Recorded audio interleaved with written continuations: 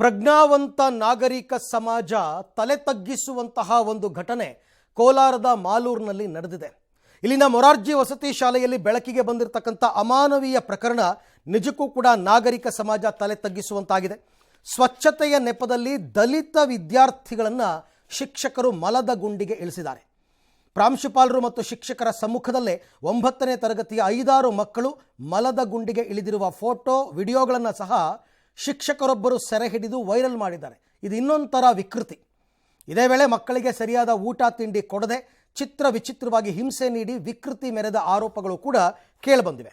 ಈ ಬಗ್ಗೆ ವರದಿ ಮಾಡ್ತಲೇ ಸಮಾಜ ಕಲ್ಯಾಣ ಸಚಿವರು ಎಚ್ಚೆತ್ತುಕೊಂಡಿದ್ದಾರೆ. ಪ್ರಾಂಶುಪಾಲೆ ಭಾರತಮ್ಮ, ವಾರ್ಡನ್ ಮಂಜುನಾಥ್, ಶಿಕ್ಷಕ ಮುನಿಯಪ್ಪನವರನ್ನು ಅಮಾನತ್ತು ಮಾಡಿ ಎಲ್ಲ ಘಟನೆಗಳ ಬಗ್ಗೆ ತನಿಖೆಗೆ ಆದೇಶವನ್ನು ನೀಡಿದ್ದಾರೆ.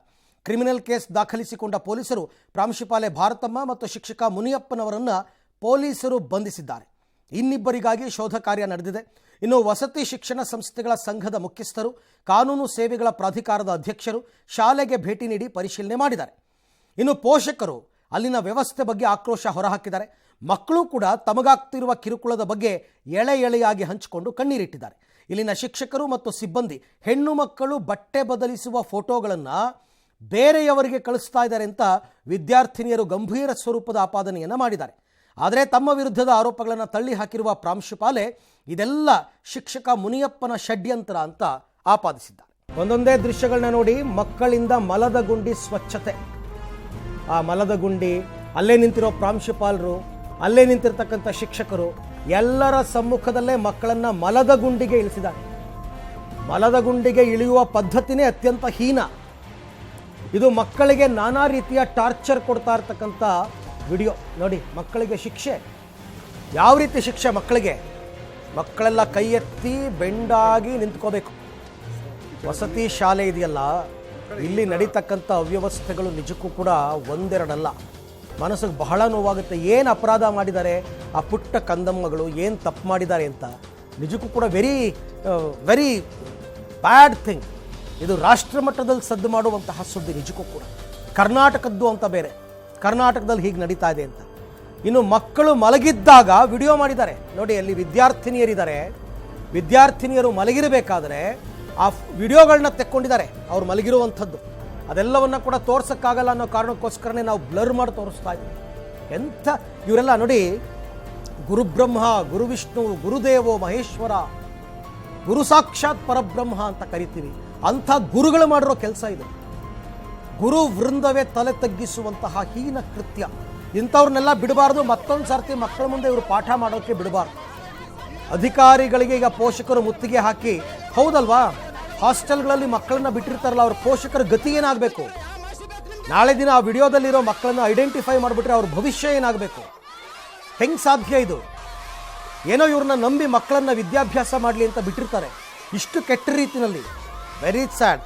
ಬರೀ ಅರೆಸ್ಟ್ ಮಾಡಿದ್ರೆ ಸಾಕಾಗಲ್ಲ, ಇವರಿಗೆ ಅತ್ಯುಗ್ರವಾದ ಶಿಕ್ಷೆಯನ್ನು ಕೊಡಬೇಕು ಇವರೆಲ್ಲರಿಗೂ ಕೂಡ. ವರ್ಕರ್ ಮಾಡಿರೋ ಕೆಲಸ ಅಂತ ನನಗೆ ಹೇಳಿದರು. ಬಟ್ ವಾರ್ಡನ್ ಅಂಡ್ ಪ್ರಿನ್ಸಿಪಲ್ ಅವರ ಜವಾಬ್ದಾರಿ, ಅವರಷ್ಟು ಜನ ಸಸ್ಪೆಂಡ್ ಮಾಡಿ ಎನ್ಕ್ವೈರಿ ಮಾಡಿ ಅಂತ ಹೇಳಿದ್ದೀನಿ. ಮಕ್ಕಳನ್ನ ಆಗಲಿ ಅಥವಾ ಯಾವುದೇ ಒಬ್ಬ ವ್ಯಕ್ತಿ ಮಲ ಕೈನಲ್ಲಿ ಕ್ಲೀನ್ ಮಾಡೋಂಥದ್ದನ್ನು ನಿಷಿದ್ಧ ಮಾಡಿರುವಾಗ, it's totally violation of human rights ಅಂತಿರುವಾಗ ಅದನ್ನು ಮಾಡಿರ್ತಕ್ಕಂಥದ್ದು ಅಕ್ಷಮ್ಯ ಅಪರಾಧ. ಅದಕ್ಕೆ ಅವ್ರಿಗೆ ತಕ್ಷಣ ಅವ್ರಿಗೆ ಸಸ್ಪೆಂಡ್ ಮಾಡೋಕ್ಕೆ ಹೇಳಿದ್ದೀನಿ ಮತ್ತು ಡೀಟೇಲ್ ಎನ್ಕ್ವೈರಿ ಮಾಡಿ ಅಂತ ಹೇಳಿದ್ದೀನಿ. ಇಲ್ಲಿ ಜರುಗಿರ್ತಕ್ಕಂಥ ವಿಷಯ ಅಂತೂ ಅಮಾನವೀಯ ಕೃತ್ಯವನ್ನು ಮಾಡಿದ್ದಾರೆ. ಈಗಾಗಲೇ ವಾರ್ಡನ್ನು, ಪ್ರಿನ್ಸಿಪಲ್, ಆ ಕನ್ಸರ್ನ್ ಇರ್ತಕ್ಕಂಥ ಟೀಚರ್ನ ಸಸ್ಪೆಂಡ್ ಮಾಡಿದ್ದೀವಿ. ಬೇರೆ ಪ್ರಿನ್ಸಿಪಲ್ ಟೀಚರ್ನಾಗಿ ಚಾರ್ಜ್ ಆಗ್ತಾ ಇದ್ದೀವಿ. ಇದ್ರ ಮೇಲೆ ಕಂಪ್ಲೇಂಟ್ ಕೂಡ ಹೇಳಿದ್ದೀವಿ. ಪೊಲೀಸ್ ಇಲಾಖೆಯಿಂದ ಇನ್ಸ್ಪೆಕ್ಟರ್ಸ್ ಕೂಡ ಬಂದಿದ್ದಾರೆ, ಅವ್ರನ್ನ ಕೂಡ ಈಗಾಗಲೇ ನಾವು ಮಾತಾಡಿದ್ದೀವಿ. ಇದನ್ನು ನಾವು ಒಂದು ಪಾಠ ಥರ ತಗೊಂಡು ನಾವು ಇಡೀ ಸ್ಟೇಟಲ್ಲಿ ಬೇರೆ ಕಡೆ ಎಲ್ಲೂ ಇದನ್ನು ಮರುಕಳಿಸ್ದಂಗೆ ಮಾಡೋದಕ್ಕೆ ನಾನು ಸರ್ಕ್ಯುಲರ್ ಕೂಡ ಇಶ್ಯೂ ಮಾಡ್ತಾ ಇದ್ದೀನಿ. ಓಕೆ, ಇನ್ನು ಮುಂದಿನ ಸುದ್ದಿ ನೋಡೋಣ. ಮೊನ್ನೆ ಕಳೆದ ಬುಧವಾರ ಸಂಸತ್ನಲ್ಲಿ ಭದ್ರತಾ ವೈಫಲ್ಯ ಆಗಿತ್ತಲ್ಲ, ಈ ಪ್ರಕರಣಕ್ಕೆ ಸಂಬಂಧಪಟ್ಟಂತೆ ಪ್ರಧಾನಿ ನರೇಂದ್ರ ಮೋದಿ ಅವರು ಇದೇ ಮೊದಲ ಬಾರಿಗೆ ಪ್ರತಿಕ್ರಿಯೆ ಕೊಟ್ಟಿದ್ದಾರೆ. ಇದು ತೀವ್ರ ಕಳವಳ ಮೂಡಿಸೋ ವಿಚಾರ, ಆಗಿರೋದನ್ನು ಸಹಿಸೋದಕ್ಕಾಗಲ್ಲ, ಲೋಕಸಭೆ ಸ್ಪೀಕರ್ ಅಗತ್ಯ ಕ್ರಮಗಳನ್ನು ತೆಗೆದುಕೊಳ್ತಾ ಇದ್ದಾರೆ ಅಂತ ಪ್ರಧಾನಿ ಮೋದಿ ತಿಳಿಸಿದ್ದಾರೆ. ಇದರ ಹಿಂದಿರೋ ಕಾರಣಗಳೇನು, ಷಡ್ಯಂತ್ರ ಏನು ಎಂಬುದನ್ನು ಅರ್ಥ ಮಾಡಿಕೊಳ್ಳೋದು ಮತ್ತು ಉತ್ತರವನ್ನು ಕಂಡುಕೊಳ್ಳೋದು ಕೂಡ ಅಷ್ಟೇ ಮುಖ್ಯ ಅಂತ ಮೋದಿ ಹೇಳಿದ್ದಾರೆ. ಈ ಘಟನೆಯನ್ನು ಎಲ್ಲರೂ ಖಂಡಿಸಬೇಕು. ಜೊತೆಗೆ ವಿಪಕ್ಷಗಳು ಈ ವಿಚಾರದಲ್ಲಿ ಅನಗತ್ಯ ಚರ್ಚೆ, ರಾದ್ಧಾಂತ, ರಾಜಕೀಯ ಮಾಡೋದರಿಂದ ದೂರ ಉಳಿಬೇಕು ಅಂತ ಪ್ರಧಾನಿ ಹಿತವಚನ ಹೇಳಿದ್ದಾರೆ. ಆದರೆ ಮೋದಿಯ ಈ ಉಚಿತ ಸಲಹೆಗೆ ಕಾಂಗ್ರೆಸ್ ಗರಂ ಆಗಿದೆ. ನೀವು ತನಿಖಾ ಸಮಿತಿ ರಚಿಸಿದಿರಿ ಎಂಬ ಕಾರಣಕ್ಕೆ ಪ್ರಶ್ನೆ ಮಾಡಬಾರದು ಅಂದರೆ ಹೇಗೆ, ಚರ್ಚೆ ಮಾಡಬಾರದು ಅಂದರೆ ಹೇಗೆ, ಇದು ಎಷ್ಟರ ಮಟ್ಟಿಗೆ ಸಮಂಜಸ ಅಂತ ಕಾಂಗ್ರೆಸ್ನ ಜೈರಾಮ್ ರಮೇಶ್ ಕೇಳಿದ್ದಾರೆ. ಗೃಹ ಮಂತ್ರಿಗಳು ಸ್ಪಷ್ಟನೆ ಕೊಡುವವರೆಗೂ ನಾವು ಸುಮ್ಮನಿರಲ್ಲ ಅಂತ ಸ್ಪಷ್ಟಪಡಿಸಿದ್ದಾರೆ. ಇದೇ ವೇಳೆ ಸಂಸತ್ ಮೇಲಿನ ದಾಳಿಗೆ ನಿರುದ್ಯೋಗ ಕಾರಣ ಅಂತ ಹೇಳಿದ್ದ ರಾಹುಲ್ ಗಾಂಧಿ ವಿರುದ್ಧ ಕೇಂದ್ರ ಸಚಿವ ಪ್ರಹ್ಲಾದ್ ಜೋಶಿ ವಾಗ್ದಾಳಿ ಮಾಡಿದ್ದಾರೆ.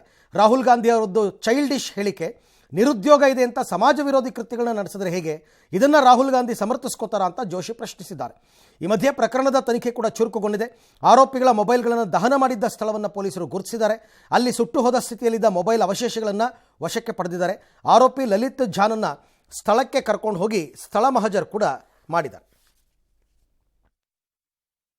ರಾಹುಲ್ ಗಾಂಧಿ ಅವರಿಗೆ ಒಂದು ಪ್ರಶ್ನೆ ಕೇಳಲಿಕ್ಕೆ ನಾನು ಬಯಸ್ತೇನೆ ಕಾಂಗ್ರೆಸ್ ಪಾರ್ಟಿಗೆ. ಎಲ್ಲಿ ನಿರುದ್ಯೋಗ ಇದೆ ಅಲ್ಲಿ ದೇಶದ ವಿರೋಧಿ ಆದಂತಹ ದೇಶದ್ರೋಹಿ ಟೆರರಿಸ್ಟ್ಗಳ ಜೊತೆ ಲಿಂಕ್ ಇಟ್ಕೊಳ್ಳುವಂತಹ ಸಂಘಟನೆ ಇದನ್ನ ಮಾಡೋದಕ್ಕೆ ರಾಹುಲ್ ಗಾಂಧಿ ನಿಮ್ಮ ಬೆಂಬಲ ಇದೆಯಾ? ರಾಹುಲ್ ಗಾಂಧಿ ಎಷ್ಟು ಚೈಲ್ಡಿಶ್ ಆಗಿ ಮಾತನಾಡ್ತಾ ಇದ್ದೀರಿ ನೀವು?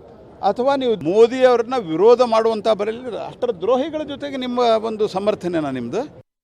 ಅಲ್ಲ, ರಾಜಕೀಯ ಮಾಡೋದು ಒಂದು ಕಡೆಗಿರಲಿ, ಯಾರೇ ವಿಪಕ್ಷದಲ್ಲಿದ್ದರೂ ಕೂಡ ಇಂಥ ವಿಚಾರ ಬಿಡ್ತಾ ಇರಲಿಲ್ಲ. ಆದರೆ ಇದು ದೇಶದ ಭದ್ರತೆಯ ವಿಚಾರ, ಅದನ್ನೇ ಮೋದಿಯವರು ಹೇಳಿರ್ತಕ್ಕಂಥದ್ದು. ಇದರ ಹಿಂದೆ ಇರತಕ್ಕಂಥ ಷಡ್ಯಂತ್ರಗಳು ಏನು? ದೇಶದ ಭದ್ರತೆ ವಿಚಾರ ಬಂದಾಗ ಎಲ್ಲ ಪಕ್ಷಗಳು ಕೂಡ ಒಗ್ಗಟ್ಟಾಗಿ ಇದನ್ನು ಖಂಡಿಸಬೇಕಾಗುತ್ತೆ. ಯಾಕೆಂದರೆ ಇವತ್ತು ಇವರು ಅಧಿಕಾರದಲ್ಲಿರ್ಬೋದು, ನಾಳೆ ಇನ್ನೊಬ್ಬರು ಅಧಿಕಾರಕ್ಕೆ ಬರ್ಬೋದು. ಆಗ ಈ ಥರ ಮಾಡಿದ್ರೆ ಏನಾಗುತ್ತೆ? ಆ ಪ್ರಶ್ನೆಗಳು ನೋಡಬೇಕು. ದೇಶದ ಭದ್ರತೆ ಅಂತಕ್ಕಂಥದ್ದು ಎಲ್ಲದಕ್ಕಿಂತ ಮುಖ್ಯ, ಅದನ್ನು ಪ್ರತಿಯೊಬ್ಬರು ಕೂಡ ಅರ್ಥ ಮಾಡ್ಕೋಬೇಕು. ಇನ್ನು ಟಿಪ್ಪು ಸುಲ್ತಾನ್ ಹೆಸರನ್ನು ಮೈಸೂರು ಏರ್ಪೋರ್ಟ್ಗೆ ಇಡುವಂತಹ ವಿಚಾರವನ್ನು ಸಮರ್ಥಿಸಿಕೊಳ್ಳುವ ಭರದಲ್ಲಿ ನಟ ಚೇತನ್ ಅಹಿಂಸಾ ವಿವಾದಾತ್ಮಕ ಟ್ವೀಟ್ ಒಂದನ್ನು ಮಾಡಿದ್ದಾರೆ. ಬೆಂಗಳೂರು ನಿರ್ಮಾತೃ ಕೆಂಪೇಗೌಡರಿಗೆ ಅಪಮಾನ ಮಾಡಿದ್ದಾರೆ. ಕೆಂಪೇಗೌಡರನ್ನ ಊಳಿಗಮಾನ್ಯ ಜಾತಿ ಲಾಬಿಗಳ ಪ್ರಭಾವದಿಂದಾಗಿ ಈಗ ಕರ್ನಾಟಕದ ಐಕಾನ್ ಆಗಿರೋ ಅತ್ಯಲ್ಪ ಐತಿಹಾಸಿಕ ವ್ಯಕ್ತಿ ಅಂತ ಹಂಗಿಸಿದ್ದಾರೆ. ಅಲ್ಲದೆ ಐತಿಹಾಸಿಕವಾಗಿ ಮಹತ್ವದ ವ್ಯಕ್ತಿಯಾದ ಟಿಪ್ಪುಗೆ ಮುಸ್ಲಿಮರಾಗಿ ಹುಟ್ಟಿರೋದು ಅವರ ಮಾನ್ಯತೆಗೆ ಅಡ್ಡಿಯಾಗಿದೆ ಅಂತ ವ್ಯಾಖ್ಯಾನ ಮಾಡಿದ್ದಾರೆ. ಅಂದರೆ ಕಂಪೇರ್ ಮಾಡೋ ಭರದಲ್ಲಿ ಕೆಂಪೇಗೌಡರಿಗೆ ಅಪಮಾನ ಮಾಡಿದ್ದಾರೆ. ಇದನ್ನು ಖಂಡಿಸಿ ವಕೀಲರೊಬ್ಬರು ಶೇಷಾದ್ರಿಪುರಂ ಪೊಲೀಸ್ ಸ್ಟೇಷನ್ನಲ್ಲಿ ಪ್ರಕರಣ ದಾಖಲಿಸಿದ್ದಾರೆ. ಇನ್ನು ಟಿಪ್ಪು ಹೆಸರಲ್ಲಿ ಬಿಜೆಪಿ ಕಾಂಗ್ರೆಸ್ ನಾಯಕರ ನಡುವೆ ವಾಕ್ಸಮರ, ಕೆಸರೆರ್ಚಾಟ ಮುಂದುವರೆದಿದೆ. ಯಾರ್ಯಾರು ಏನೇನು ಮಾತಾಡಿದ್ದಾರೆ ಅಂತ ನೋಡ್ಬೋಣ. ಅಬ್ಬಯ್ಯ ಅವರೇ, ನಿಮ್ಮ ಮನೆಗೆ ಬೇಕಾದ್ರೆ ನೀವು ಇಟ್ಕೊಳ್ಬೋದು, ನಿಮ್ಮ ಊರಿನ ಬೀದಿಗೂ ಕೂಡ ಟಿಪ್ಪುನ ಹೆಸರನ್ನ ಇಡೋದಿಲ್ಲ. ಕಾಂಗ್ರೆಸ್ಸಿಗರಿಗೆ ಅಷ್ಟು ಅಭಿಮಾನ ಇದ್ರೆ ನಿಮ್ಮ ಕಚೇರಿಗೆ ಟಿಪ್ಪು ಹೆಸರನ್ನ ಇಟ್ಕೊಳ್ಳಿ, ನಾವು ಯಾರು ಬೇಡ ಅಂತ ಹೇಳೋದಿಲ್ಲ. ಮೈಸೂರಿನ ಏರ್ಪೋರ್ಟ್ಗೆ ಸೂಕ್ತವಾಗಿರತಕ್ಕಂಥದ್ದು ನಾಲ್ವಡಿ ಕೃಷ್ಣರಾಜ ಒಡೆಯರ್ ಅವರ ಹೆಸರು, ಅವರ ಹೆಸರನ್ನ ಇಡಬೇಕು ಅಂತೇಳಿ ನಾನು ಆಗ್ರಹಿಸ್ತೇನೆ. ಇತಿಹಾಸಕ್ಕೆ ಯಾರು ಅಪಚಾರ ಮಾಡ್ಯಾರ ಅವರು ಹೆಸರು ಇಡುವುದಲ್ಲ, ಯಾರು ನಮ್ಮ ಸಮಾಜಕ್ಕೆ ಕೊಡುಗೆ ಕೊಟ್ಟಾರ ಅವ್ರ ಹೆಸರು ಇಡಬೇಕು. ಅದಕ್ಕೆ ನಾವು ಮೈಸೂರು ಮಹಾರಾಜರ ಹೆಸರು ಇಡಂದಿವಿ. ಟಿಪ್ಪು ಸುಲ್ತಾನ್ ಬ್ಯಾನ್ ಹತ್ತದವ್ರೆ ಯಾರಿಗೂ ರಾಜಕೀಯ ಭವಿಷ್ಯ ಇಲ್ಲ. ಬಿಜೆಪಿ ಅವ್ರು ಏನ್ ಮಾಡ್ತಾರೆ, ಅವ್ರು ಓಟೇ ಬೇಡ ಅಂತಾರೆ. Are they not citizens of this country? ಇದಕ್ಕೆ ಉತ್ತರ ಹೇಳ್ತಾರ ಅವರು. ಯತ್ನಾಳ್ ಹೇಳ್ತಾರೆ, ಗಡ್ಡ ಬಿಟ್ಟಿರೋರು, ಬುರ್ಕಾ ಹಾಕಿರೋರು ಬರಬೇಡಿ, ನಾನು ಭೇಟಿ ಮಾಡಲ್ಲ ಅಂತ ಹೇಳ್ತಾರೆ. ಸೊ ಅವರು ಬಹುತ್ವದ ಪಾರ್ಟಿನ, ಅದು ನಮ್ಮ ದೇಶ ಬಹುತ್ವ ಸಂಸ್ಕೃತಿ ಇರ್ತಕ್ಕಂಥ ದೇಶ. ಇನ್ನು ಹಿಂದೂಗಳ ಖಾಸಗಿ ದೇಗುಲಗಳನ್ನು ಟಾರ್ಗೆಟ್ ಮಾಡಲಾಗಿದೆ, ಮುಜರಾಯಿ ವ್ಯಾಪ್ತಿಗೆ ಅದನ್ನು ತರೋದಕ್ಕೆ ನೋಟಿಸ್ ಕೊಡಲಾಗ್ತಾ ಇದೆ ಅಂತಕ್ಕಂಥ ಹಿಂದೂ ಸಂಘಟನೆಗಳ ಆರೋಪವನ್ನು ಮುಜರಾಯಿ ಮಂತ್ರಿಯೂ ಆಗಿರ್ತಕ್ಕಂಥ ರಾಮಲಿಂಗಾರೆಡ್ಡಿ ಅವರು ತಳ್ಳಿಹಾಕಿದ್ದಾರೆ. ಕೆಲ ಹಿಂದೂ ಸಂಘಟನೆ ಮುಖಂಡರು ಮಾಹಿತಿ ಕೊರತೆಯಿಂದ ತಪ್ಪು ತಿಳುವಳಿಕೆಯನ್ನು ಹೊಂದಿ ಈ ರೀತಿಯ ಸುಳ್ಳು ಆರೋಪಗಳನ್ನು ಮಾಡಿದ್ದಾರೆ.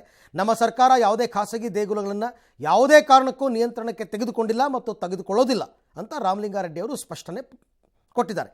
ಆರೋಪ ಮಾಡೋ ಹಿಂದೂ ಸಂಘಟನೆಗಳು ಬೇಕಿದ್ರೆ ಮುಜರಾಯಿ ವ್ಯಾಪ್ತಿಯಲ್ಲಿ ಬರತಕ್ಕಂಥ 34,000 ಸಿ ದರ್ಜೆ ದೇವಸ್ಥಾನಗಳನ್ನು ದತ್ತು ತೆಗೆದುಕೊಂಡು ಅಭಿವೃದ್ಧಿ ಮಾಡಲಿ ಅಂತ ಸವಾಲು ಕೂಡ ಹಾಕಿದ್ದಾರೆ.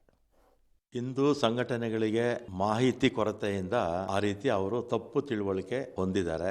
ಯಾವುದೇ ದೇವಸ್ಥಾನಗಳನ್ನು, ಅಂದರೆ ಪ್ರೈವೇಟ್ ದೇವಸ್ಥಾನಗಳನ್ನು ನಮ್ಮ ಸರ್ಕಾರ ತಗೊಳ್ಳೋ ಉದ್ದೇಶನೂ ಇಲ್ಲ. ಹಿಂದೂ ಸಂಘಟನೆಗಳು ಯಾರು ಅಪಾದನೆ ಮಾಡ್ತಾ ಇದ್ದಾರೆ ಅವರಿಗೆ ಬೇಕಾದರೆ ನಮ್ಮ ಮುಜರಾಯಿ ದೇವಸ್ಥಾನಗಳನ್ನು, ನಮ್ಮ ಹತ್ರ 34,000 ಮುಜರಾಯಿ ದೇವಸ್ಥಾನಗಳಿದೆ, ಬೇಕಾದ್ರೆ ನೀವೇ ದತ್ತಕ್ಕೆ ಬೇಕಾದ್ರೆ ನಿಮಗೆ ಕೊಡ್ತೀವಿ, ನೀವೇ ತೊಗೊಂಡು ಬೇಕಾದ್ರೆ ಅಭಿವೃದ್ಧಿ ಮಾಡಿ. ಆದರೆ ಪ್ರೈವೇಟ್ ದೇವಸ್ಥಾನಗಳನ್ನು ಯಾವುದೇ ಕಾರಣಕ್ಕೂ ನಾವು ತಗೊಳ್ಳೋದಿಲ್ಲ. ಇನ್ನು ಬೆಳಗಾವಿಯ ವಂಟಮೂರಿ ಗ್ರಾಮದಲ್ಲಿ ಮಹಿಳೆಯನ್ನು ವಿವಸ್ತ್ರಗೊಳಿಸಿ ಹಲ್ಲೆ ಮಾಡಿದಂತಹ ಪ್ರಕರಣ, ಈ ದೌರ್ಜನ್ಯ ಎಸಗಿ ಪ್ರಕರಣದಲ್ಲಿ ರಾಜಕೀಯ ಕೆಸರಾರ್ಚಾಟ ಈಗ ತೀವ್ರ ಆಗ್ತಾ ಇದೆ.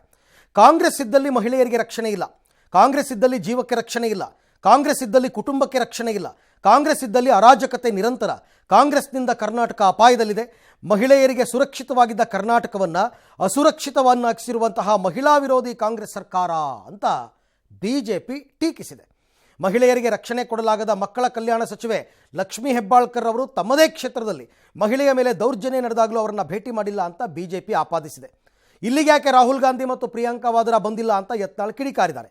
ಆದರೆ ಈ ವಿಚಾರದಲ್ಲಿ ಬಿಜೆಪಿ ರಾಜಕೀಯ ಮಾಡ್ತಾ ಇದೆ ಅಂತ ಸಿಎಂ ಟೀಕೆ ಮಾಡಿದ್ದಾರೆ. ಇದಕ್ಕೆ ಪ್ರಹ್ಲಾದ್ ಜೋಶಿ ಕೌಂಟರ್ ಕೊಟ್ಟಿದ್ದಾರೆ. ಈ ಮಧ್ಯೆ ಸಂತ್ರಸ್ತೆಯನ್ನು ರಾಷ್ಟ್ರೀಯ ಮಾನವ ಹಕ್ಕುಗಳ ಆಯೋಗ ಸಂತ್ರಸ್ತೆ ಭೇಟಿ ಮಾಡಿ ಮಾಹಿತಿಯನ್ನು ಸಂಗ್ರಹಿಸಿದ್ದಾರೆ. ದೇಶದಲ್ಲಿ ಆಗಬಾರ್ದು, ಅದು ಬಿಜೆಪಿ ಸರ್ಕಾರ ಇದ್ರೂ ಆಗಬಾರ್ದು, ಕಾಂಗ್ರೆಸ್ ಇದ್ರೂ ಆಗಬಾರ್ದು. ಈಗ್ಯಾಕೆ ಪ್ರಿಯಾಂಕಾ ಗಾಂಧಿ ಬರಲಿಲ್ಲ, ಈಗ್ಯಾಕೆ ರಾಹುಲ್ ಗಾಂಧಿ ಖಂಡನೆ ಮಾಡಲಿಲ್ಲ? ಕರ್ನಾಟಕದಲ್ಲಿ ಅವ್ರು ಆಡಳಿತ ಇದ್ರೆ ಬೆತ್ತಲ್ ಪ್ರಕರಣ ಅವ್ರು ಬರೋದಿಲ್ಲ. ಎಲ್ಲಿ ಬಿಜೆಪಿ ಸರ್ಕಾರದ ಅಲ್ಲಿ ಓಡೋಗಿ ರಾಹುಲ್ ಗಾಂಧಿ ಪ್ರಿಯಾಂಕಾ ಗಾಂಧಿ ನಾಟಕ ಮಾಡ್ತಾರೆ. ಬಿಜೆಪಿ ಅವರು ಇದಾರಲ್ಲ, ಇದ್ರಲ್ಲಿ ರಾಜಕೀಯ ಮಾಡ್ತಾ ಇದ್ದಾರೆ.